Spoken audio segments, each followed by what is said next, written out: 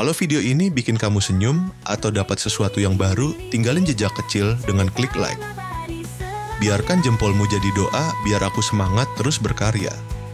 Jangan lupa subscribe, karena perjalanan ini lebih indah kalau kita jalan bareng. Dan kalau menurutmu cerita ini pantas dibagi, share ke teman-temanmu. Siapa tahu mereka juga butuh cahaya kecil dari video ini. Duduk santai aja, nikmati setiap detiknya. Semoga videonya jadi teman hangat buat harimu. Raka dan Sinta memulai penjelajahan mereka dalam liburan ke kota tua yang menyimpan 1000 misteri. Di tengah cerita rakyat yang samar, terselip kisah tentang kastil bawah tanah milik seorang bangsawan misterius. Keingintahuan mereka menuntun langkah ke reruntuhan mistis itu. Melangkah hati-hati di lorong gelap, mereka terhenti di depan pintu baja besar berukir aneka simbol. Dengan satu sentuhan lembut, pintu tersebut terbuka perlahan, menyemburkan cahaya keemasan serta aroma yang menggugah selera. Seolah terpikat, mereka melangkah masuk, berharap menemukan jejak sejarah yang hilang di balik pintu itu. Di baliknya, mereka menemukan aula megah yang menjulang.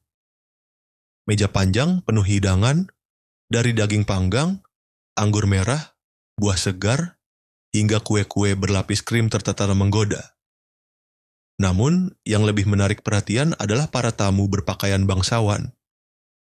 Wajah mereka membusuk, beberapa kepala tanpa mata, dan senyum menyeramkan menyertai gerakan lamban mereka yang seolah mengundang. Musik klasik menghiasi suasana, dimainkan secara misterius tanpa musisi. Rasa panik segera menjalar dalam diri Sinta dengan wajah ketakutan, sampai membuatnya mual. Mereka berusaha kabur, namun pintu masuk sudah raib. Pintu tersebut tertutup sendiri dan tertutup kokoh tak tergoyahkan. Kelaparan luar biasa menyerang. Mereka melihat nafsu makanan tersebut di hadapan tamu berwajah hancur dan mengerikan tersebut. Aroma makanan seolah memberi sihir yang menghipnotis tubuh mereka, menjadikannya lemas dan pusing. Sinta hampir saja mengambil buah di meja dan hampir memakannya. Raka pun mencegah hal tersebut. Hal tersebut akhirnya ditertawakan oleh para tamu berwajah hancur dan mengerikan itu. Sampai Raka menyadari lilin hitam menyala tepat di tengah meja. Ada sesuatu yang ada di situ. Tetapi Raka melihat hal yang lebih menarik di bawah meja makan. Ada sebuah buku tua yang misterius. Buku tua itu membuat Raka tertarik untuk mengambilnya. Tetapi, Sinta yang mengambil buku tua di bawah meja itu. Tertulis bahwa jamuan itu adalah ritual pengikat jiwa. Para bangsawan dahulu menandatangani perjanjian dengan iblis. Hidup kekal tanpa rasa sakit. Tapi tubuh mereka tak pernah benar-benar mati. Buku tersebut juga berisi sebuah kutukan yang akan menjadikan siapapun yang duduk di kursi kosong menjadi bagian dari mereka selama-lamanya.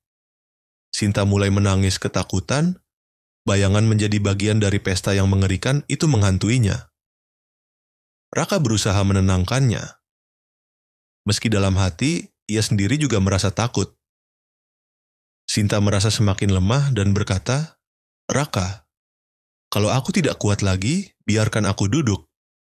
Raka menolak dengan tegas, berkata bahwa lebih baik mati bersama daripada hidup abadi sebagai monster. Para tamu tertawa dengan wajah yang mengerikan melihat Raka dan Sinta sambil duduk di meja makan tersebut. Saat ketegangan mencapai puncak, Raka sadar satu-satunya cara adalah menghancurkan lilin hitam. Dengan celah sempit antara harapan dan kehancuran, dia berusaha mendekati lilin tersebut. Tamu-tamu pesta seolah menikmati penderitaan Raka dan Sinta. Mereka seolah meremehkan Raka untuk mendekati lilin hitam yang ada di meja makan itu. Raka berteriak pada Sinta untuk bertahan, dan dengan segala keberanian, dia menendang meja itu dan menjatuhkan lilin. Saat api padam, makanan di meja berubah menjadi daging busuk berulat. Tamu-tamu pesta menjerit, wajah-wajah mereka seperti meleleh. Aula itu bergetar, dan akhirnya kastil bawah tanah pun runtuh, seakan menelan kengerian itu sendiri. Raka berhasil membawa Sinta keluar melalui celah reruntuhan. Namun, Sinta terbaring dengan wajah yang pucat. Setelah berhasil keluar, Raka dan Sinta menemukan desa. Desa itu belum pernah ada saat mereka pertama kali mendatangi kastil bawah tanah tadi. Mereka didatangi para warga desa, namun semua orang di sana tersenyum dengan wajah hancur seperti tamu pesta sebelumnya. Mereka menyadarkan bahwa Raka dan Sinta hanya dipindahkan ke perjamuan selanjutnya. Itu artinya mereka masih terjebak dalam kutukan sebelumnya. Sinta menggenggam tangan Raka, menyerahkan jiwa yang gemetar. Karena sekarang mereka hanya memiliki satu sama lain. Pada akhirnya mereka tetap terjebak dalam kutukan. Kengerian baru yang melingkari cinta mereka dalam penjara tanpa batas, di mana harapan hanyalah bayangan, dan cinta adalah satu-satunya cahaya yang tersisa. Di balik hutan gelap terbentang, ada rahasia yang menantang. Api menyala, angin berbisik, langkah kecil menuju takdir besar. Tak semua jalan lurus terbuka, ada luka, ada cahaya. Di setiap kisah yang penuh warna, tersimpan arti tentang jiwa. Ini dongeng tentang hidup, seru menegangkan namun indah. Kita jatuh, kita bangkit, menulis takdir dengan darah dan tawa. Dongeng ini milik kita, cerita yang abadi selamanya.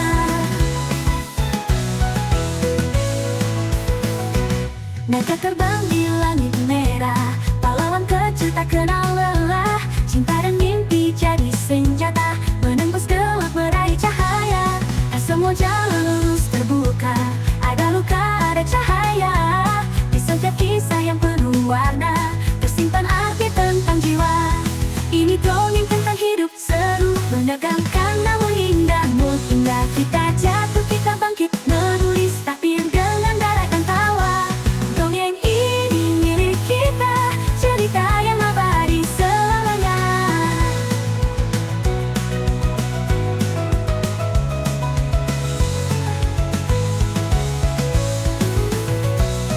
Naga terbang di langit merah, pahlawan kecil tak kenal lelah.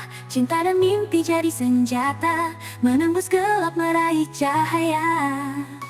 Setiap rintangan mengajarkan arti tentang berani, tentang setia. Di balik dongeng yang kita jalani, ada makna kehidupan nyata. Ini dongeng tentang hidup, seru menegangkan namun indah. Kita jatuh, kita bangkit, menulis takdir dengan darah dan tawa. Dongeng ini milik kita, cerita yang abadi selamanya.